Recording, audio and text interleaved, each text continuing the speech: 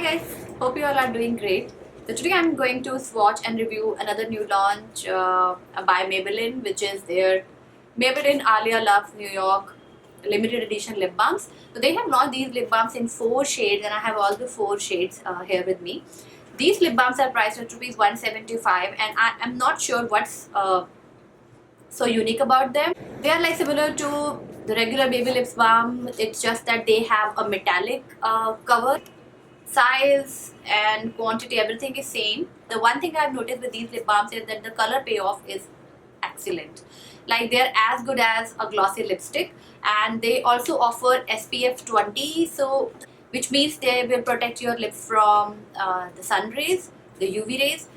They claim to give you moisture for 16 hours, but the only challenge I have always with Maybelline Baby Lips Lip Balm is that the colored ones are not that moisturizing. I'm not sure if it's just me or you also feel that. If you have dry chapped lips, then these might not be as useful. Just quickly just get into the swatches. This video is going to be really short because we have just 4 shades and I'm going to swatch them one by one.